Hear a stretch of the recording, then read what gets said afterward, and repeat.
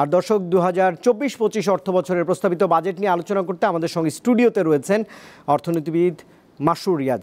রিয়াজ ভাই, আপনাকে স্বাগত জানাচ্ছি আজকের দীপ্ত সংবাদের এই রাত 11টার আয়োজনে।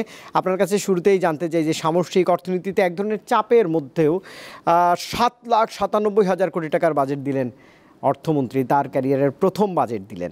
বিষয়টিকে কিভাবে আপনি মূল্যায়ন করবেন, এটি দিয়ে আসলে আলোচনা একটু শুরু করতে চাই। ধন্যবাদ। এইবারের বাজেট পরপর তৃতীয়বারের মতো একটা অর্থনৈতিক চ্যালেঞ্জের মধ্যে বাজেটটা উপস্থাপিত হচ্ছে, কিন্তু যেহেতু এই অর্থনৈতিক বিশেষ করে ম্যাক্রো ইকোনমিক চ্যালেঞ্জটা তৃতীয় বছরের মতো আমরা কন্টিনিউ করতে দেখছি, বাজেটের প্রেক্ষিতটা কিন্তু আগের 2 বছরের চেয়ে গুরুত্বপূর্ণ এবং কিছু কিছু জায়গায় চ্যালেঞ্জটা আরো ঘনীভূত হয়েছে। যেমন ইনফ্লেশন প্রায় 20 মাস ধরে এখন প্রায় 10%-এর উপরে, এই বর্তমানে 20 মাস ধরে এটা আপওয়ার্ড ট্রেন্ড। আর আমার ফরেন এক্সচেঞ্জ প্রায় ওই আমার এক্সচেঞ্জ রেট সেখানে আরো বড় ডিভ্যালুয়েশন হয়েছে, আমার রিজার্ভ 13 বিলিয়নে নেমেছে। তো এই সময় আমাদের বাজেটের মূল লক্ষ্যটাই হওয়া দরকার ছিল এইবার এই ম্যাক্রো ইকোনমিক চ্যালেঞ্জগুলোর স্ট্যাবিলাইজেশন। তো সেই দিক থেকে ভালো কিছু জিনিস আছে, তবে কিছু গ্যাপও আছে। আমি বলবো সবচেয়ে ভালো যে জিনিসটা আমি দেখছি সেটা হলো যে আমাদের দেশে গত কয়েক বছরে বাজেটের আকার বাড়ানোর যে একটা এফোর্ট থাকতো, এবার সেটা কনজারভেটিভ এফোর্ট, যেমন লেস দেন 5% ইনক্রিজ গত বছরের তুলনায়। আর আগের বছরগুলো যদি আপনি যান 10%, 11% ইনক্রিজ। তো আমাদের মনিটারি পলিসি অলরেডি একটা রক্ষণশীল রূপ নিয়েছে, যেটা প্রয়োজনীয় ইনফ্লেশন ম্যানেজমেন্টের জন্য। তার সাথে সামঞ্জস্য রেখে ফিসক্যাল পলিসি যদি আমাদেরকে ইনফ্লেশন ম্যানেজমেন্টে কমপ্লিমেন্ট করতে হয় মনিটারি পলিসিকে, তাহলে এই বাজেটটা ছোট রাখাই কাম্য ছিল এবং সেই দিক থেকে হয়েছে। ইনক্রিজটা খুব কনজারভেটিভ, এটাকে আমি স্বাগত জানাই। তার সাথে সাথে এই ছোট যে আছে, ইনক্রিজটা যে ছোট বা কনজারভেটিভ, এটার একটা কারণ হলো ডেভেলপমেন্ট এক্সপেন্ডিচার বা অ্যানুয়াল ডেভেলপমেন্ট প্রোগ্রাম, সেটাও একেবারেই খুব বৃদ্ধি সেখানে নাই, বরঞ্চ একটু কমই আছে গত বছরের তুলনায়। এটাও আমি মনে করি ইনফ্লেশন ম্যানেজমেন্টে সহায়ক হতে পারে।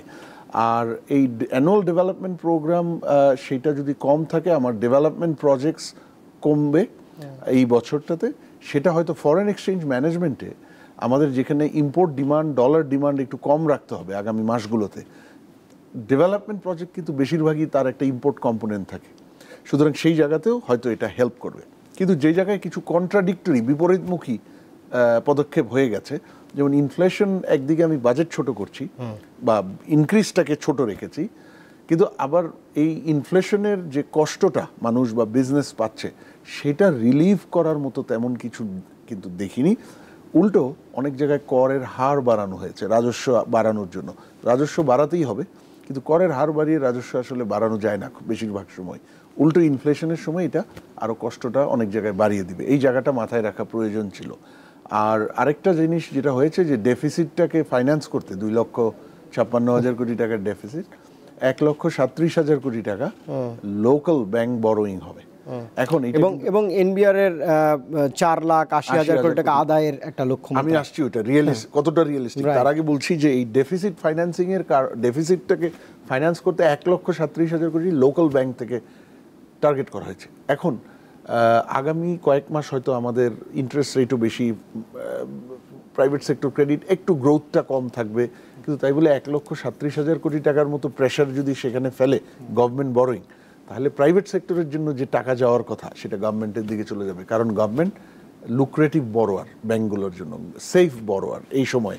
এবং ওই প্রাইভেট সেক্টর থেকে যখন টাকাটা ডাইভার্সিফাই হবে, ফান্ডটা সবচেয়ে বেশি হার্ডেস্ট হিট হবে স্মল বিজনেস, কারণ এই স্মল বিজনেসদেরকে ব্যাংকগুলোর তাদেরকে ফাইন্যান্স করার মতো ইনসেন্টিভ থাকবে না, কারণ তারা এমনিতেই স্মল বিজনেস ব্যাংকিংয়ের জন্য একটু রিস্কি। আর এই বর্তমান অর্থনৈতিক পরিস্থিতিতে ব্যাংকগুলো মনে করবে তারা আরও বেশি রিস্কি, সেই টাকা না দিয়ে সেফ সরকার তাকে দেওয়া হোক, সরকারি সেফ বরোয়ার।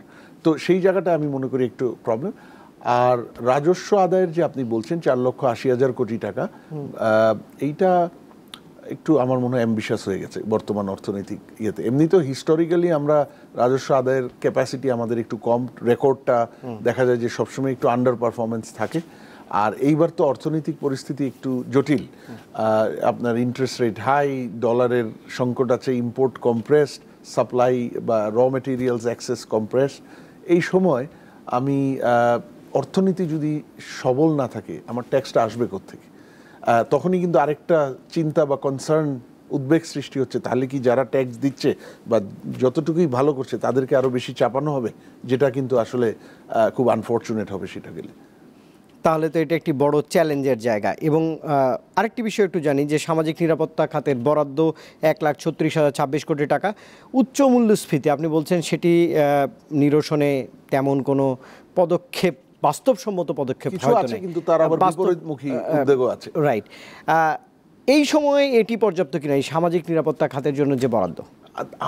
এই সামাজিক নিরাপত্তার বরাদ্দটা আমাদের দেশে কোনো দিনই খুব অ্যাডিকুয়েট ছিল না, যথেষ্ট ছিল না। এখন এটাকে বাড়াতে গেলে সরকারের যে টাকা, সেই টাকা কোথায়, সেটাও তো নাই। সো আসলে এটা আমরা বলি যে ডাবল এজ সোর্ড, না, এইদিকেও বিপদ ওইদিকেও বিপদ। এখন এইটাকে যেটা করতে হবে, এই 1,36,000-এর এটার ব্যবহারটা যাতে সবচাইতে ভালো হয় সেটা নিশ্চিত করতে হবে।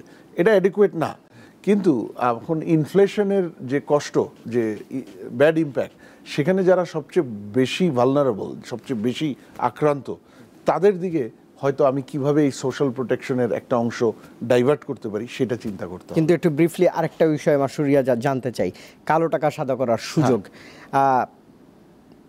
আপনার কালো টাকা বা সাদা করার যে সুযোগ, তার মধ্যে আবার কর দিয়ে সাদা করা, মূল্যায়ন করবেন, কিন্তু দুর্নীতির ব্যাপারটাও তো এর সঙ্গে জড়িত।